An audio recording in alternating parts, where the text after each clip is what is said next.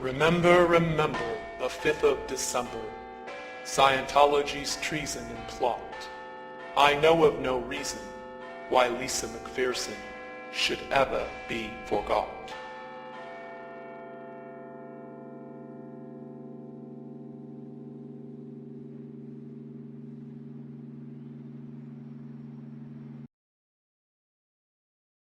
You say the misuse, but I don't know if you're aware that there was a plan in 1955 in this country, Ted, to repeat what was done in Russia. There was going to be a Siberia, USA set up on 1 million acres in Alaska to send mental patients. They were going to lessen the commitment laws. You could basically get into an argument with somebody and be sent up there. This sounds very odd. Nobody's ever heard about it. That's in no small part thanks to the Church of Scientology. People say in the United States that these things can happen here. Mental screening that only took place in the old Soviet Union or communist Vietnam or those places. It's not true. I want to talk in some detail about the Citizens Commission for Human Rights, or the CCHR. The CCHR was created in 1969, founded by the Church of Scientology. If you were president, would you work to phase out the IRS? Immediately.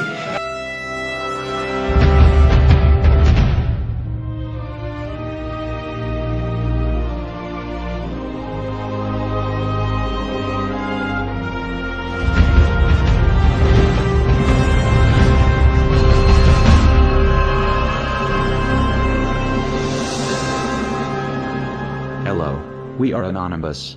The following is important information concerning the history of Scientology and the Ron Paul campaign. In a 2008 interview on Blog Talk Radio, a representative from Texas contacted Ron Paul with concerns about the Church of Scientology, specifically Scientology's tax-exempt status. Ron Paul's reply was read on the air. Posted on the site there in Texas where they're trying to outlaw Scientology from the RNC. So I'm going to try and bring them on, and hopefully they are who they say they are. Well, I will tell you that there are multiple chairs from the precincts down there that do have the power to do that are in anonymous, so it could very well be. Yes. Hello? Yes. Is this Maybe? Yes, this is Maybe. Oh, good. I was the Galveston County delegate yesterday. Yes, that's great. Tell us about that. Yes. Well, I was brought in as a delegate under the Ron Paul people, and I'm one of 6 out of District 341, or Precinct 341, and I wrote a resolution out the day before the convention, and just proofread it, asked some people on my IRC if it was okay, and made some changes to it, and it got it worked out, and I submitted it yesterday, and after I had submitted it, they called for a vote, and every single person raised their hands, and it got passed.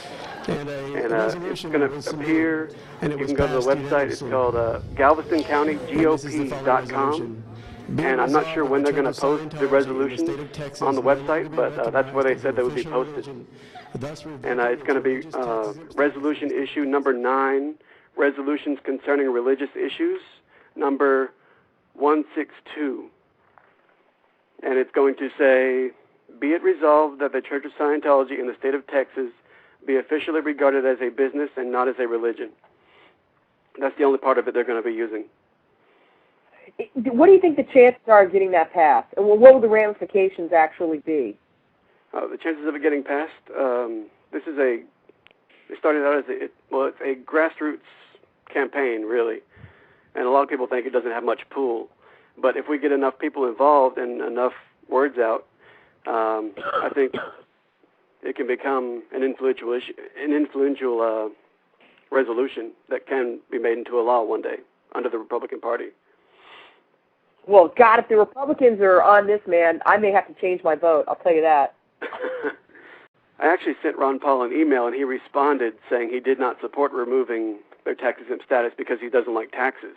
And that's one reason Scientology loves Ron Paul so much, which is stupid. But that's bad. Well, who does like taxes? No one likes taxes, but that doesn't mean, a potential president can't see that a group is totally abusing our, establishment clause, and that's what really pisses me off. I mean, they should be allowed to have. shouldn't have a special privilege for one religion over another. Would you like me to read the email he sent to me? Sure, go ahead. Okay, this is from Dr. Ron Paul. Thank you for contacting my office. I am always happy when the people of 14th District of Texas take time to let me know where they stand on important issues facing the country. I understand your concerns about Scientology. However, I do not favor revoking Scientology's tax exemption because I oppose raising federal taxes on any group or individual, even when I disagree with elements of that group's political agenda. The precedent of tax-exempt revocation may someday be used to justify raising taxes on other tax-exempt groups, including religious organizations. Thanks for writing.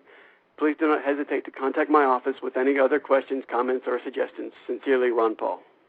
Well, don't you think then that if he was so opposed to revoking their tax-exempt status that he might be opposed to the fact that they can make claims on their religious education and have other people pay them back? I would assume. Yeah, that would be the point to make, I think, with him, is that, hey, you're actually paying them money. Well, exactly. He likes that even less. What they didn't know is when Ron Paul said, "I understand your concerns about Scientology," Paul knew much more than he was letting on. Paul and his campaign have had a close working relationship to the Church of Scientology through their front group, Citizens Commission for Human Rights. His claim to not support revoking Scientology's tax exemptions probably has less to do with opposition to raising federal taxes and more to do with a private meeting Paul had with the CCHR the year before in November of 2007, where attendees paid a minimum of $1,000 to speak with Paul. From a CCHR email in November 2007 by Scientologist Mike Kaplan, "I have arranged a private 1-hour luncheon with Ron Paul on 1128 Sin Street, Pete, when he will be in town for the CNN YouTube Republican debate. This luncheon is reserved for $1,000 plus donors to Ron Paul's presidential campaign. 19 people so far have paid and confirmed and will have the honor and pleasure of having lunch and communicating with Ron Paul directly. There is room for one more. He deserves our support. He's the only sane choice as far as I'm concerned. His message echoes the intentions of America's founding fathers, and he is inspiring a new generation of Americans. He is the sponsor of a bill in Congress that would make it against the law to use federal dollars to mental health screen Americans. He is pro-Constitution and pro-freedom. He is a true patriot. He is in valence. He is an ally of CCHR and our group. Our group can only mean Scientology." In another CCHR email written by Marla Filidet, a Scientologist and vice president of CCHR, she says, "All my peeps, this was sent to me by Ron Paul's right-hand man, who happens to be a very close friend of mine. In fact, I was on the plane with him when he told me Marla were going for the presidency. This individual is probably Kent Snyder, Ron Paul's presidential campaign manager, until his death in 2008. He is referred to as Ron Paul's right-hand man by many people and credited as the one to convince Ron Paul to go for the presidency. Snyder has been associated with Marla's organization, the CCHR, since at least 2005, when he was at the opening of the CCHR's An Industry of Death Museum, managed by Marla. This was 2 years before the CCHR fundraiser luncheon of November 2007. Marla describes Snyder as a close friend, and therefore Snyder would be aware that CCHR is a front group for Scientology.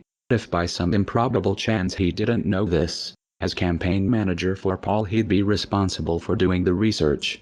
A simple Google search of CCHR shows the Wikipedia entry, which leaves no doubt the organization CCHR is part of Scientology. It is expected Ron Paul supporters will object, saying this doesn't make Kent Snyder a member of or sympathetic to Scientology. What they don't know is that Scientology has a disconnection policy for those who do not support Scientology. Scientologists, especially of Marla's rank, are expected to persuade family and friends to join the church or handle them, that is, give them Scientology-friendly propaganda to make them non-hostile to Scientology. Failing this, they must disconnect, that is, cut off all contact. This disconnection policy is so severe entire families have been broken up. In some cases, parents and children have not spoken to each other for decades. So for Marla the Scientologist to consider Ron